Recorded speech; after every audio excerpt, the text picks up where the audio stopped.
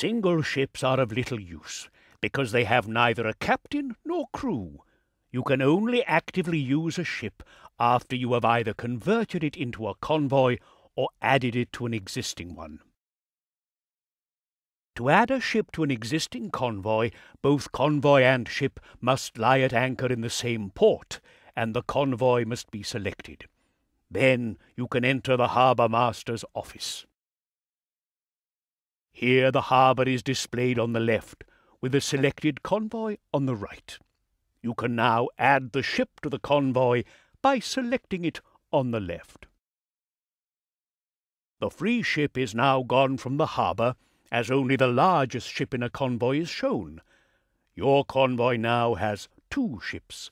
The cargo space and number of cannons have increased accordingly. The convoy display is divided into different areas. Under Goods, you see the goods loaded. The next area is particularly interesting. It shows your convoy's fighting strength. Per convoy, you can define up to 3 ships which are to defend the convoy in case of battle. You can let these battles run in the background. You can also fight any battle yourself and control your escort ships manually. As long as no escort vessels are defined, the convoy's fighting strength is 0. The number next to that shows how great it could be if you declare the strongest ships battleships. You can have this done automatically. You can also manage your escort ships yourself, but more on that later. The important thing is that fighting strength is mostly determined by cannons and a ship's condition. But the sailors also play a major role. Your cannons reload fastest when your convoy has at least 4 sailors available per escort ship cannon. This will maximize your convoy's fighting strength. Whenever you meet another convoy on the chart, you can immediately see its fighting strength. This way, you can estimate how good your chances against that convoy would be. One more thing. The captain area lets you see how much your convoy costs per day. Every ship requires a certain upkeep, from which the captain and crew are paid. There are also additional costs for any additional sailors hired. This overview also shows you what experience your captain has. Captains automatically learn more when they perform certain tasks. For example, if a captain is often embroiled in naval battles, his battle experience increases. There are also extra teachers for captains in the Caribbean, whom you will sooner or later meet in the city taverns. They will train your captains for a fee.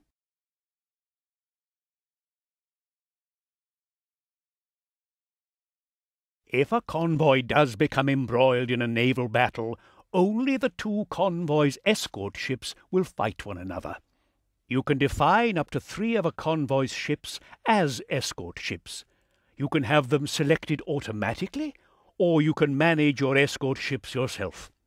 To do so, you must select the Organize function in the convoy overview.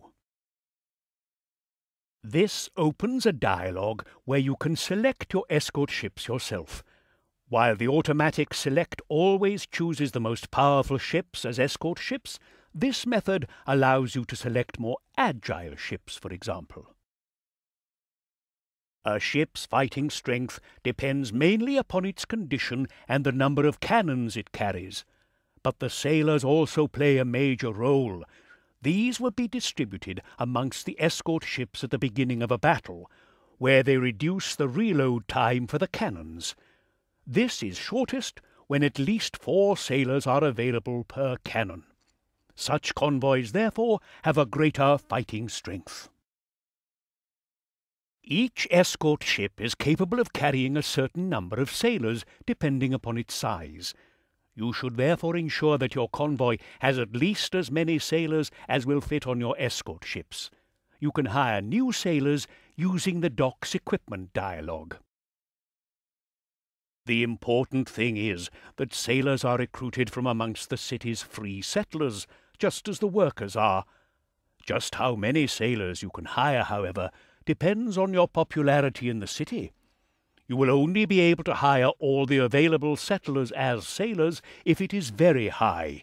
Otherwise, you will only be able to hire a certain proportion of them.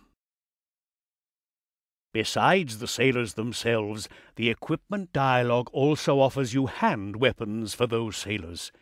It is best if the convoy has one hand weapon for every sailor, because if it comes to boarding during a naval battle, sailors with hand weapons are naturally more powerful.